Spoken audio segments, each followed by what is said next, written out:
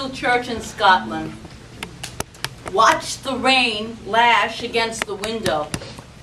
The voice that spoke inside of him sounded reasonable enough. Why go out tonight? There won't be a soul there. It was one of the stormiest nights of the year. But from somewhere else deeper inside of him, he knew that he must conduct the service that evening. So he put on his raincoat, took his lantern, and stepped out into the blackness. He hunkered down against the gale-force winds and the pouring, blinding rain.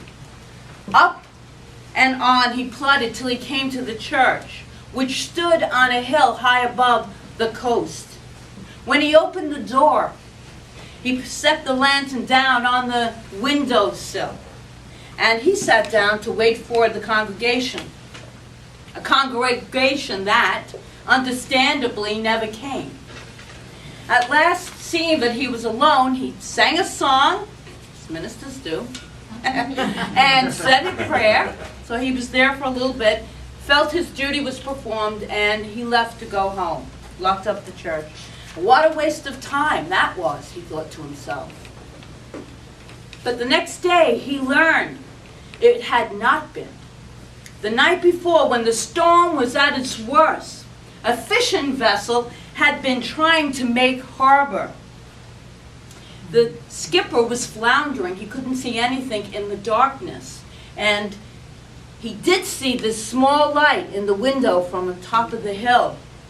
And thanks to that light in the window, that light that was shining, he made it safely to the shore.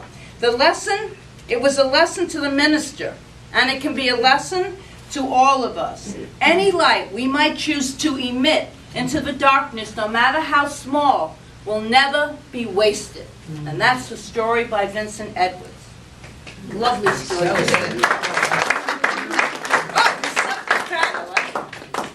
And so we gather together. We gather together this Sunday before Christmas to talk about the light. Right? We talk about the light. It's celebrated in nearly every tradition, in every spiritual tradition. Usually they celebrate the light. And so the light that is a focus of the Christmas season, as well as other holidays this time of year. This morning, we're going to gather to let the Christmas and winter solstice, because yesterday was the winter solstice, and we know that's the darkest time of the year. So now each day gets a little more light, a little brighter, more light. Light is so important. So from a religious science perspective, which is what we are, religious science, new thought, this is what Christmas is all about. Our traditional Christian friends defined it as the birth of Christ, and we look at it as a time to acknowledge and honor the birth of the man, not the Christ, but the man Jesus, and to see what that really means for us, because each of us has within us, as Ernest Holmes talks about, that Christ consciousness, that Christ light. And so we're going to deepen into exploring a little bit about that today. And I love these words by New Thought writer and leader Eric Butterworth. Christ was not born in Bethlehem. Jesus was. The birth of Christ goes back much, much further than that. It goes back to Genesis, where it says God created man in his own image. Jesus was not the creation, Butterworth writes, of the Christ in man. He discovered the Christ dimension in himself and fulfilled its potential. So the Christmas story does not end with the birth of Jesus. Instead, it foretells of the Christ in you and compels you unto your own awakening.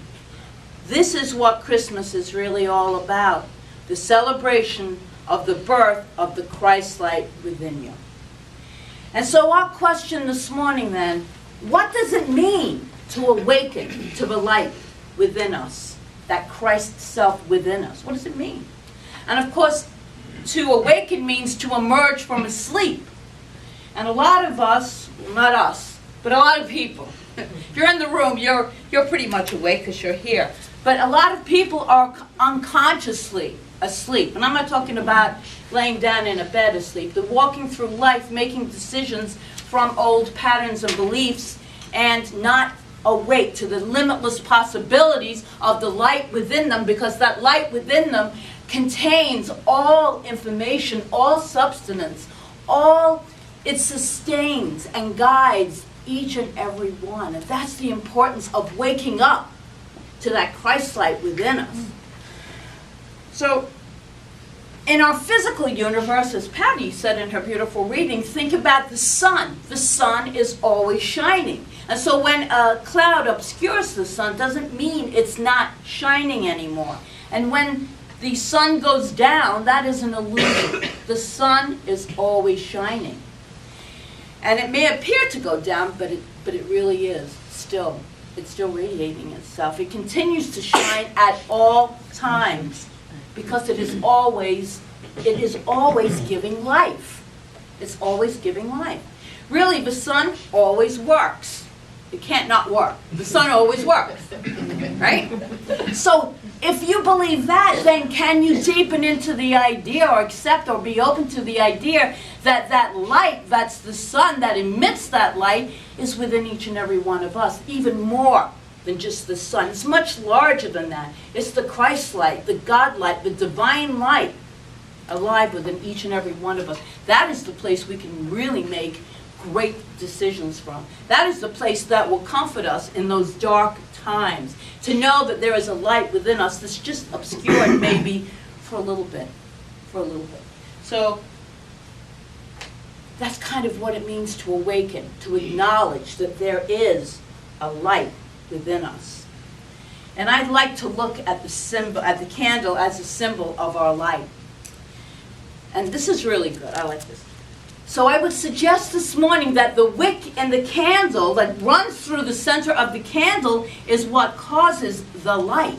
Not the wax itself, but the wick. So there is a wick that runs through us, that runs through each and every one of us. There is a wick. And that wick provides the light. The wick is always there. And the lighting of the wick represents our choice to awaken, to be here. So, well, to be here, come on Christmas Eve, because we're going to have a candle lighting ceremony. It's going to be a candlelit service. So it's going to be absolutely spectacular. That's my declaration. It's going to be great. And Vince DiPasquale, the founder of Starting Point, will be doing his short talk. Short, Vince. And I'm going to be doing my short talk. Very short. But we got lots of things going on, and we have a little fellowship afterwards. So if you like cookies and you like to light your wick, then I would invite you to join us on Christmas Eve.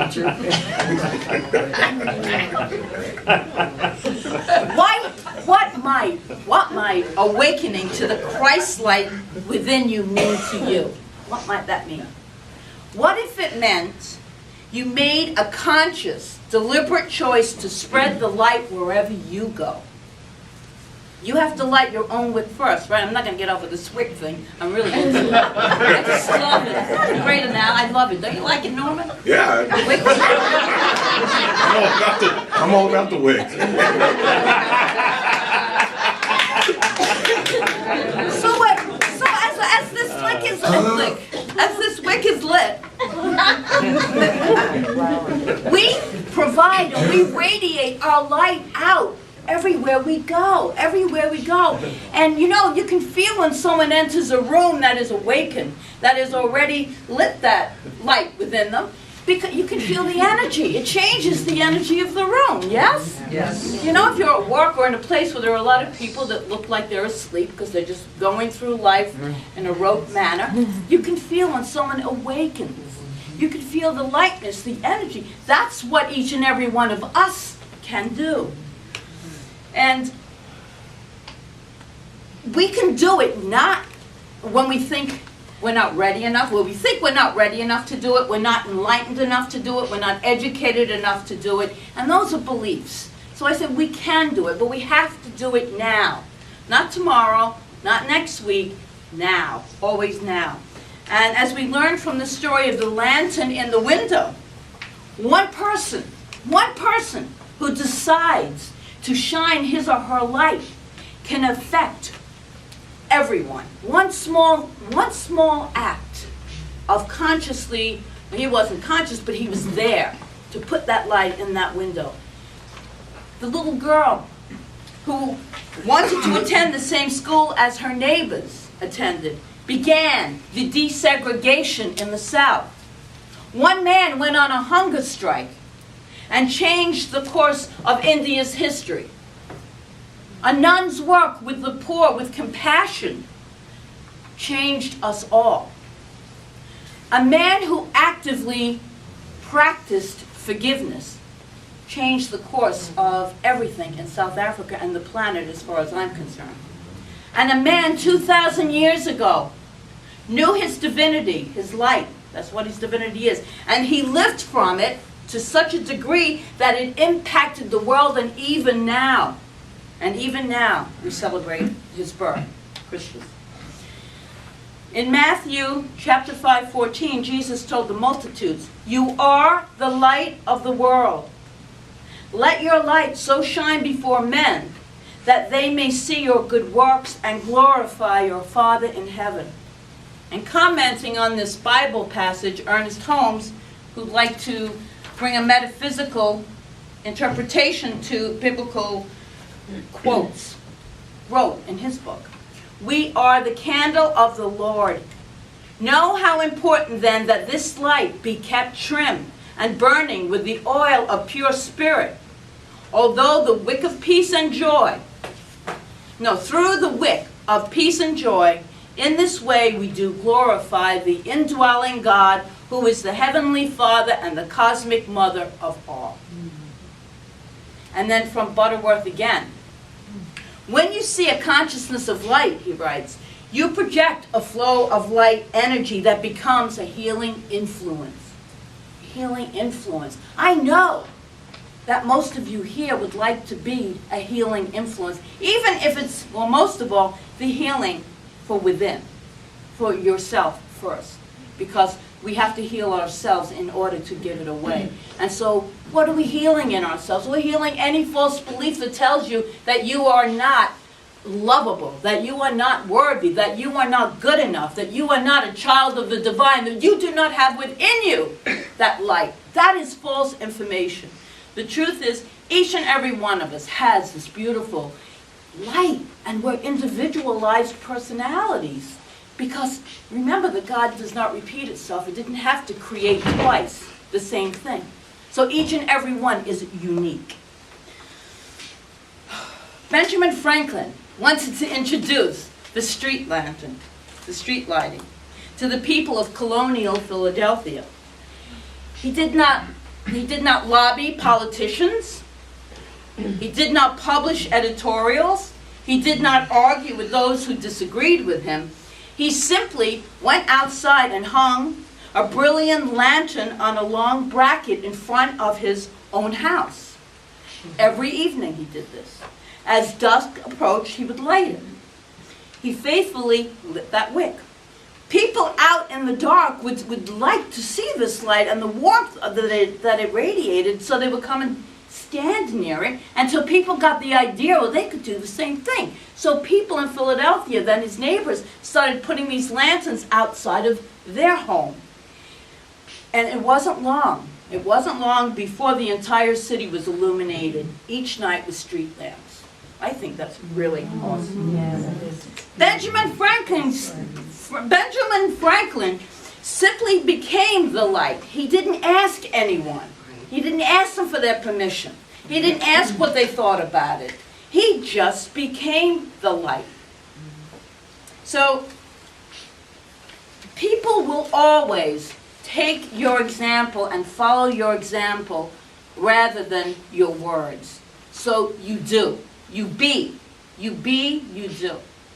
Just to be that presence of infinite light. And that's a lightness. That's a connection with knowing that you are a child of the divine. Wherever you see darkness, that's where you become a point of light.